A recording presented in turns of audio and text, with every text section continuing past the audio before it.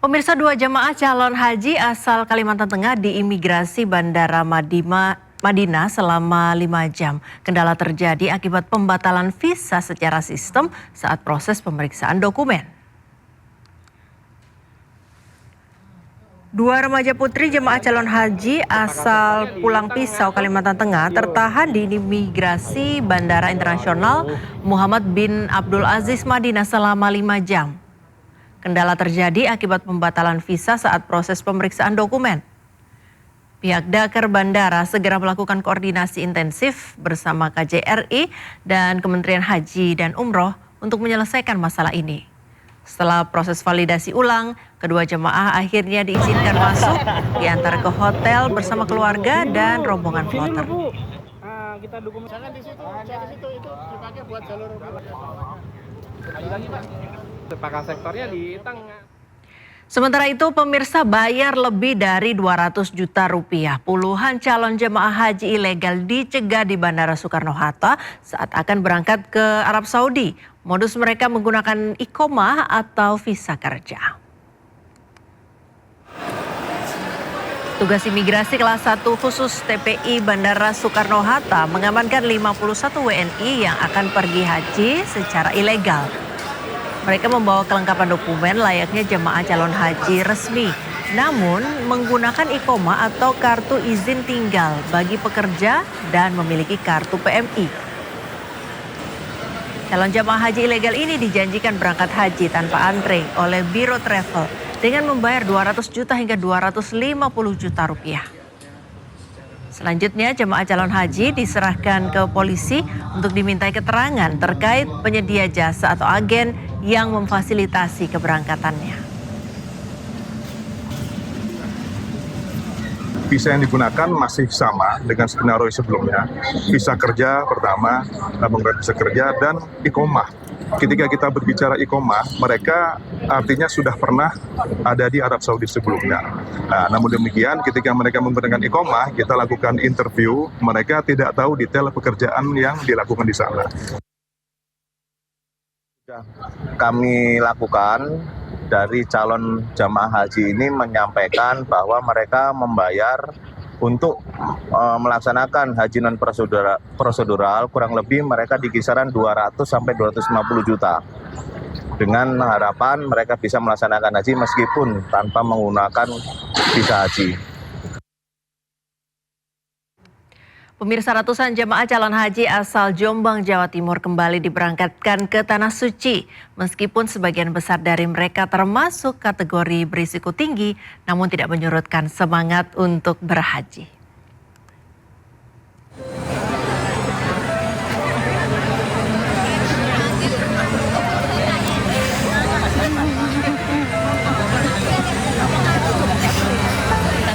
Tangis haru mewarnai perpisahan para jemaah calon haji dengan keluarganya di depan pendopo Kabupaten Jombang, Jawa Timur.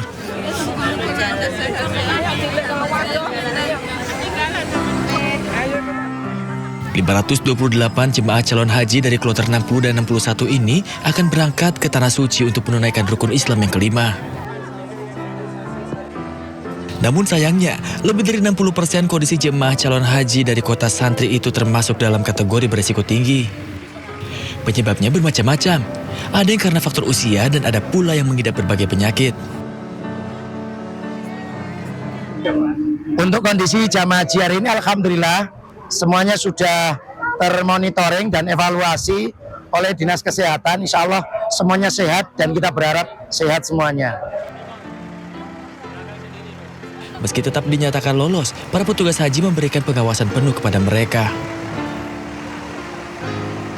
Dengan bantuan dan perhatian petugas, diharapkan para jemaah dapat beribadah dengan khusyuk hingga menjadi haji yang mabrur. Dari Jombang, Jawa Timur, Mukhtar Bagus, iNews melaporkan.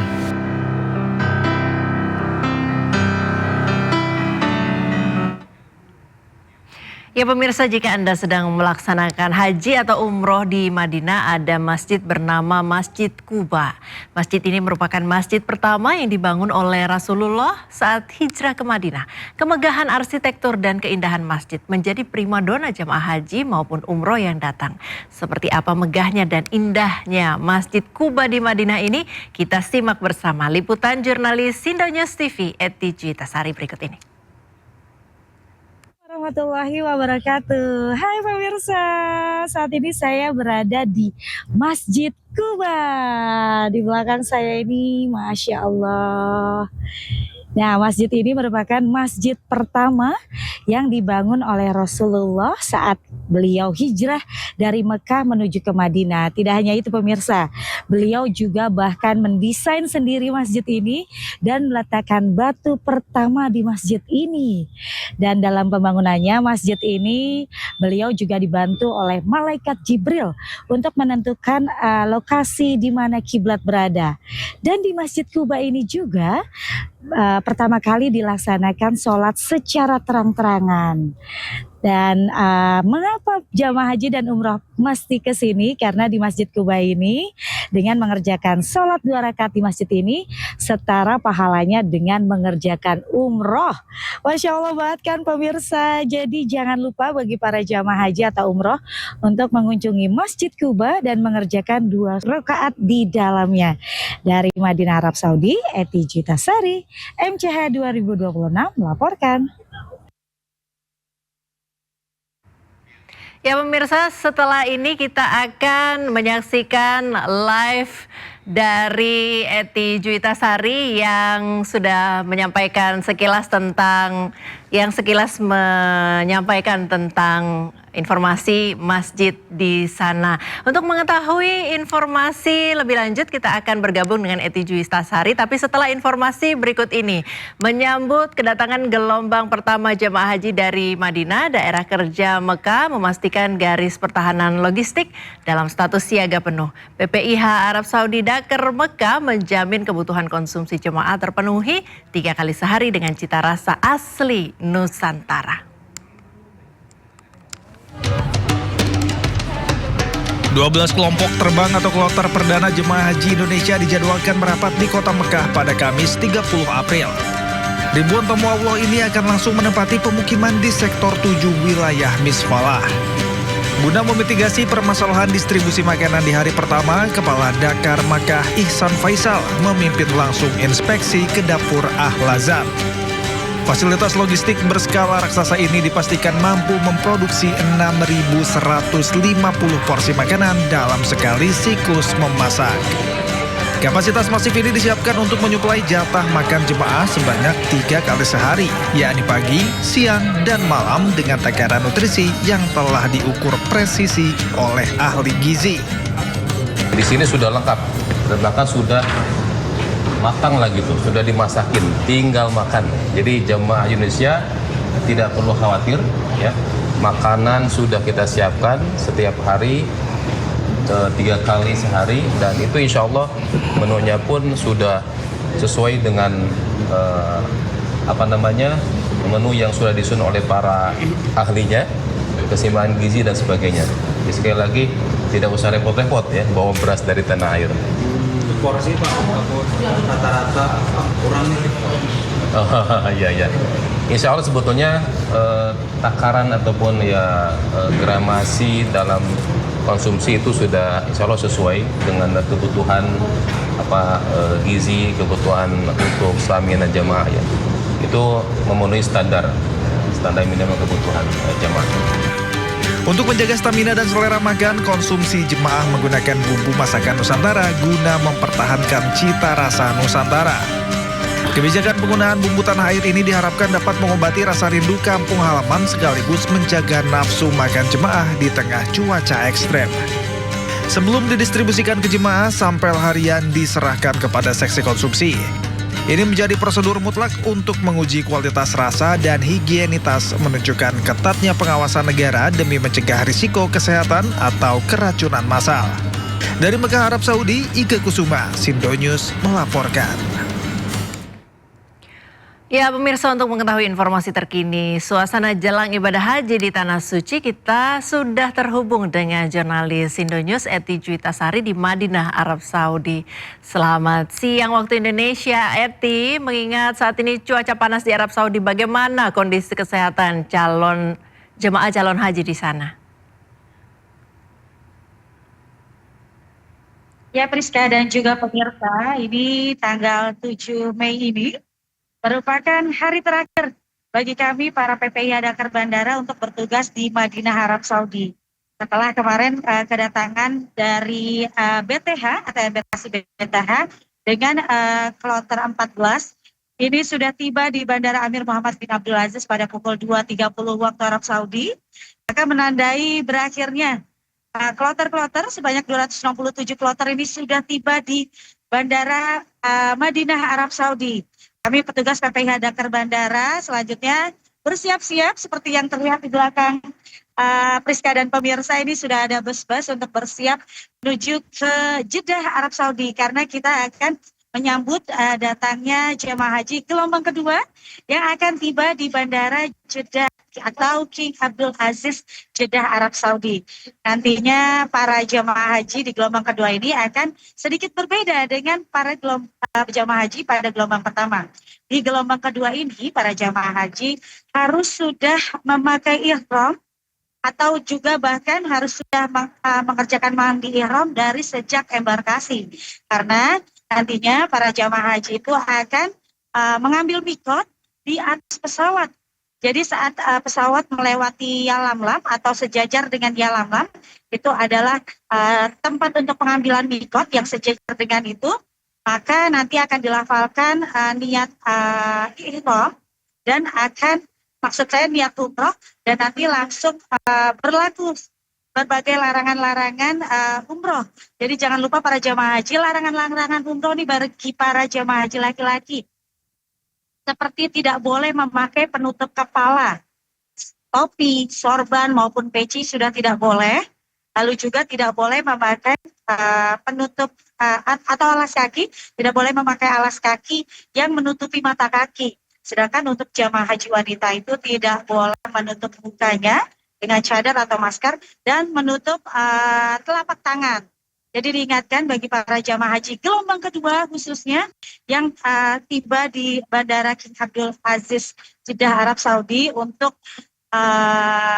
mengingat larangan-larangan, dan para jamaah haji juga bisa saling mengingatkan antara satu dan yang lainnya agar ibadah umroh wajib maupun ibadah haji kita ini dapat berlangsung dengan baik dan sesuai syariat Islam. Kembali ke rekan Priska.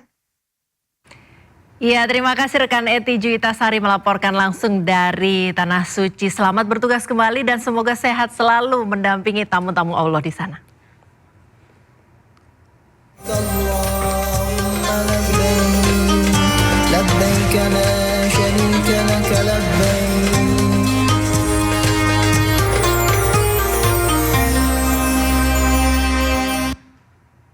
Ke informasi selanjutnya, pemirsa, sidang banding kasus dugaan korupsi tata kelola minyak mentah dengan terdakwa Muhammad Keri Adrianto kembali digelar di Pengadilan Tinggi Jakarta Pusat. Sidang kali ini mengagendakan pemeriksaan saksi.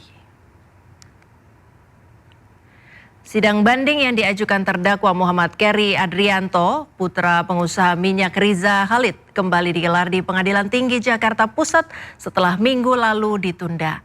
Rencananya sidang ini akan menghadirkan saksi diantaranya Hanung Budia, ex-direktur pemasaran PT Pertamina, dan Irawan Prakoso, rekan bisnis Riza Khalid.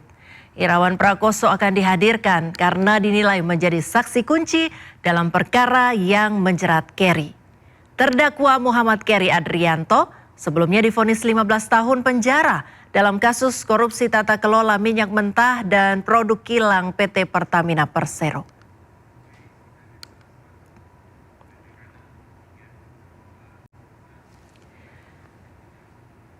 Tuduhan markup anggaran sepatu dari Rp170.000 menjadi Rp700.000 per pasang untuk murid sekolah rakyat dibantah oleh Menteri Sosial Saifullah Yusuf. Gus Ipul menegaskan pengadaan sepatu oleh Kementerian Sosial memiliki kualitas yang jauh lebih tinggi. Menteri Sosial Saifullah Yusuf atau Gus Ipul membantah melakukan markup anggaran pengadaan sepatu yang disebut-sebut dari Rp170.000 menjadi Rp700.000 per pasang untuk siswa sekolah rakyat. Menurut Gus Ipul, kualitas sepatu yang diberikan Kementerian Sosial jauh lebih baik dibandingkan dengan yang diberikan Gubernur Jawa Timur Khofifah Indar Parawansa kepada 10 siswa sekolah rakyat di Malang.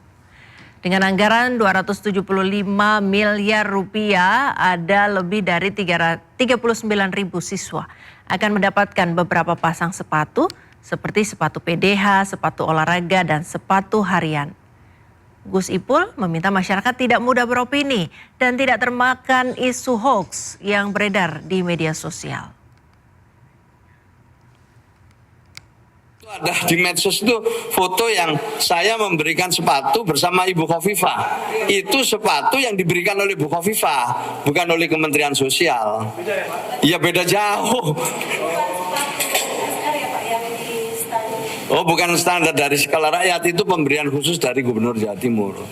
Jadi itu pemberian khusus dari Gubernur Jawa Timur untuk siswa ke sekolah rakyat pada saat kami ada acara di Malang kalau nggak salah itu, atau di mana itu.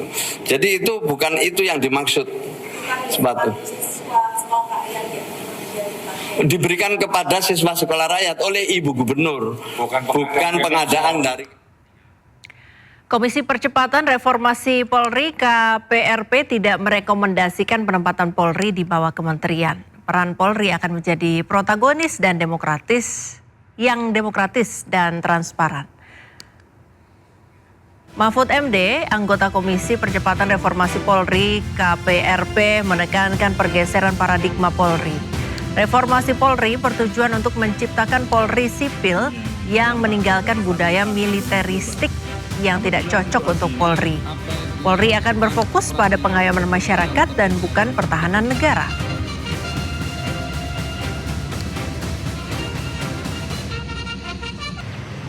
Bentuk-bentuknya itu akan menjadikan civilian polisi sipil, bukan militer, polisi sipil. Nah, apa civilian polisi itu? Satu, protagonis. Tahu protagonis itu, kalau di film itu kan ada protagonis, ada antagonis.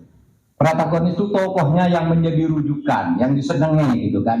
Sehingga nanti polisi itu nanti paradigmanya tuh disenangi orang loh. Semua apa-apa ingin bersahabat dengan Polri, demokratis, transparan, bersaudara, itu protagonis.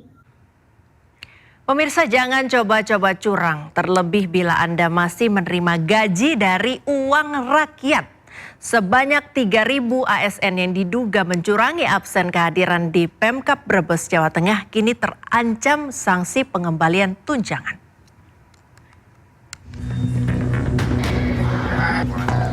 Kabupaten Brebes dihebohkan dengan ulah ribuan ASN yang diduga memanipulasi absensi kehadiran mereka. Terkait kasus ini, Pemkab Brebes telah menerjunkan tim yang sedang melakukan investigasi. Sebanyak 3.000 aparatur sipil negara di lingkungan Pemkab kedapatan menggunakan aplikasi absen ilegal. Dari jumlah itu, paling banyak adalah kalangan guru dan tenaga kesehatan.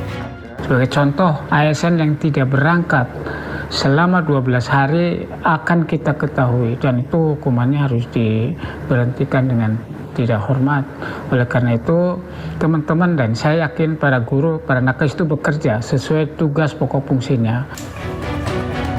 Kasus ini terungkap saat aplikasi presensi resmi milik Pemkab Brebes dimatikan selama 2 hari. Namun meskipun sistem tidak beroperasi, ribuan ASN justru tetap tercatat hadir dan mengisi absen cap jari melalui perangkat ponsel masing-masing.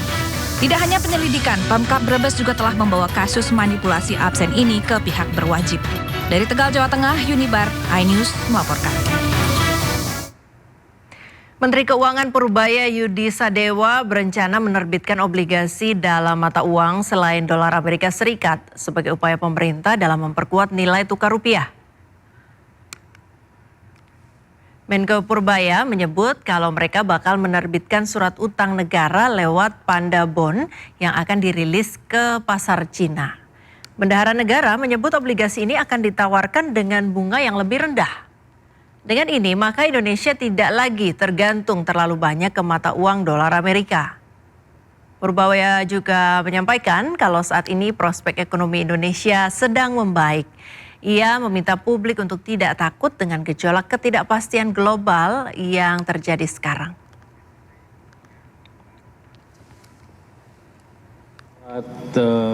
Nilai tukar,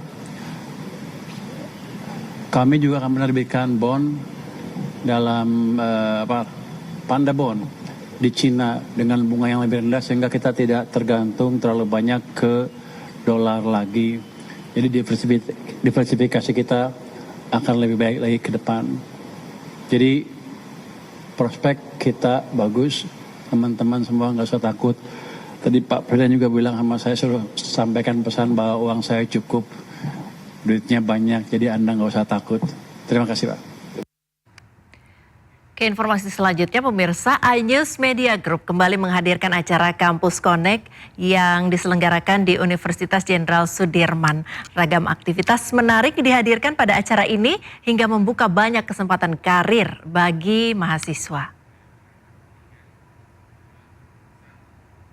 Memasuki hari kedua, sejumlah rangkaian acara digelar dalam iNews Campus Connect yang diselenggarakan di Universitas Jenderal Sudirman, Purwokerto, Jawa Tengah. Dalam acara yang sudah berlangsung sejak kemarin ini, para peserta dapat mengikuti berbagai aktivitas. Di antaranya talent search, iReporter, serta berbagai sesi paparan dengan narasumber yang menarik. Dengan acara Kampus Connect ini, mahasiswa dapat melihat lebih dekat pekerjaan industri media hingga membuka langsung peluang karir bagi mereka.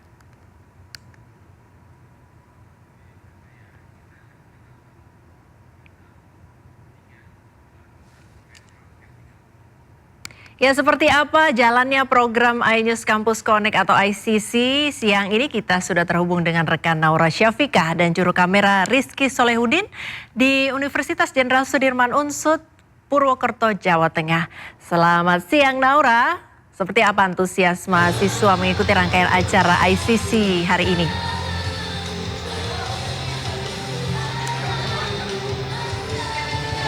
Ya, selamat siang Priska dan juga pemirsa. Hari kedua dari ICC yang diselenggarakan di Universitas Jenderal Sudirman, Purwokerto, Jawa Tengah tentu saja berjalan dengan meriah. Dimulai tadi pagi dengan adanya program Autotech yang dilaksanakan di gedung auditorium di gedung Fakultas Ekonomi dan Bisnis, di mana memang mahasiswa ini berkumpul baik dari berbagai macam fakultas dan juga jurusan, di mana kembali lagi iNews Media Group mendatangi perguruan tinggi negeri untuk menjadi kolaborasi antara kampus ternama di Indonesia dengan industri media. Dan saat ini sedang dilaksanakan juga ya booth iReporter, di mana memang ini kesempatan emas bagi seluruh mahasiswa dan juga mahasiswi untuk mencoba menjadi reporter di TV. Dan kalau saat ini memang ini merupakan booth yang cukup ramai karena banyak sekali mahasiswa yang konsultasi terkait dengan tips dan juga trik bagaimana caranya menjadi reporter TV ternama di Indonesia. Dan tadi pagi juga sudah ada program Autotech.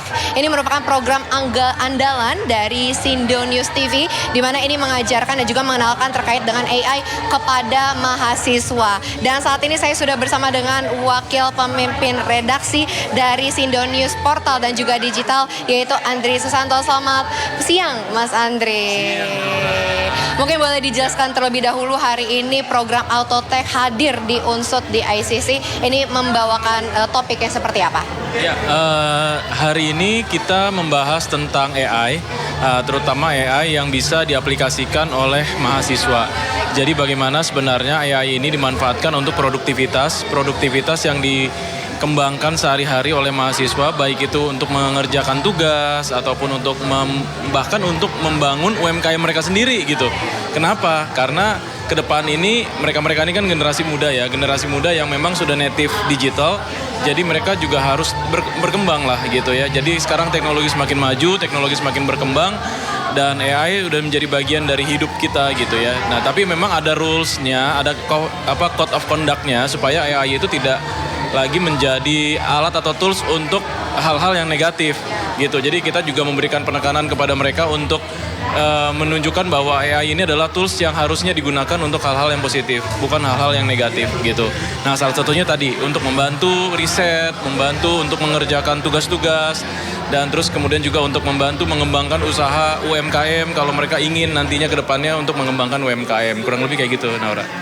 Nah, tadi kan berarti antusiasmenya dari mahasiswa cukup tinggi ya, Mas Andri ya. Ini yang didapatkan dari pertanyaan mahasiswa tadi rata-rata itu menanyakan tentang terkait hal apa sih, Mas? Terkait tentang sebenarnya apa sih yang menjadi pembeda antara AI dengan yang buatan manusia. Terus kemudian pertanyaan yang juga menarik tadi juga, apakah manusia akan digantikan dengan AI gitu. Tapi yang harus digarisbawahi adalah AI itu adalah alat gitu. Tidak ada yang bisa menggantikan manusia gitu ya. Kenapa? Karena kita masih punya rasa, masih punya empati, masih punya emosi yang itu menjadi satu hal yang penting, dan dalam komunikasi itu menjadi satu hal yang tidak tergantikan oleh tools AI manapun gitu. Nah, tadi kita juga menekankan bahwa sebenarnya kita gampang sekarang ya untuk ngedit, gampang banget untuk ngambil gambar dan segala macamnya. Kita nggak perlu editor, kita nggak perlu kameramen gitu. Tapi nggak bisa begitu, karena kita menggunakan AI, kita harus tahu basicnya, kita harus tahu dasarnya dulu. Dan dasarnya itu yang paling penting. Jadi kita harus tetap belajar untuk bagaimana cara ngedit, bagaimana cara pengambilan gambar yang tepat, baru kemudian kita menggunakan AI gitu. Nah, dengan demikian intinya adalah AI adalah alat untuk mempercepat proses pengerjaan, bukan untuk menggantikan kita sebagai konseptornya, bukan menggantikan kita sebagai pemilik idenya gitu. Dan tadi juga diajarkan tentang bagaimana membuat prompt. Dan ada aplikasi yang ternyata memudahkan kita untuk membuat prompt sehingga hasilnya nanti tepat sasaran gitu. Karena kadang-kadang kan kalau kita bikin prompt, nah promptnya kita buat tapi ternyata kok hasilnya beda dengan apa yang kita mau gitu kan. Nah, ini tadi ada cara-cara atau tips and trick yang kita juga sharing ke mahasiswa bahwa gampang kok sekarang gitu. Udah ada alat, ada toolsnya, kita bisa bikin prompt dengan baik dan benar dengan bahasa-bahasa coding sehingga nanti hasilnya sesuai dengan apa yang kita mau gitu, Naura. Berarti menarik sekali ya untuk pembahasannya. Tapi kalau untuk selanjutnya ke depannya dari ICC kemudian dari Sindonews TV, apakah akan menghadirkan sesuatu yang berbeda kembali, Mas? Iya, karena memang untuk ICC atau iNews Campus Connect ini Sindonews fokus di salah satu IP yang menjadi unggulan kami, yaitu Autotech gitu ya. Dan ini kan tidak hanya membahas tentang teknologi, tapi kita juga membahas tentang otomotif gitu ya, otomotif dan teknologi. Nah, ke depan mungkin kita juga akan mengundang bagaimana sebenarnya penggunaan kendaraan listrik, terus kemudian hemat energi, cara hemat berkendara, dan bagaimana mengaplikasikan aplikasi-aplikasi yang bisa membantu kita dalam kehidupan sehari-hari. Jadi sebenarnya masih banyak dan sangat luas yang bisa kita sharing ke mahasiswa gitu ya. Nanti mungkin kita akan kembangkan lagi kira-kira acara ke depannya nanti di Kampus Connect selanjutnya nih apa yang menarik gitu ya. Tapi sih kisi-kisi aja sih sebenarnya kita juga pengen ya. Itu tadi kita pengen sebenarnya pembahasan tentang hemat energi dengan menggunakan kendaraan listrik. Kita lagi coba untuk itu. Nah, mudah-mudahan nanti di acara selanjutnya kita bisa mengundang narasumber, mengundang tokoh-tokoh yang memang paham gitu tentang bagaimana penggunaan motor listrik atau mobil listrik yang pastinya akan ramah kantong terhadap mahasiswa gitu, dan bagaimana cara perawatannya sebenarnya, karena banyak yang takut nih sekarang gitu, takut menggunakan kendaraan listrik karena ternyata takut nih khawatir cepat rusak, takut khawatir perawatannya sulit, penggunaannya susah kayak gitu ya. Jadi kedepannya kita pengen menyuguhkan itu gitu, yang sebenarnya juga nanti kedepannya akan lebih seru lagi mudah-mudahan ya, dan lebih ramai lagi karena antusias mahasiswa di Unsut ini sendiri sangat rame banget dan sangat seru banget gitu. Oke. Mas Andri, terima kasih banyak atas waktunya, sukses selalu. Dan seperti yang kita ketahui bersama, memang untuk ICC di Unsut ini akan berlanjut hingga di sore hari, masih ada program lainnya, dan juga untuk booth iReporter masih dibuka hingga di sore hari. Dan bahkan nanti di sore hari akan ada Music Zone, ini akan ada hadir Aditya Sofyan yang menghibur mahasiswa dan juga mahasiswi di Unsut Purwokerto, Jawa Tengah. Kembali ke studio Priska.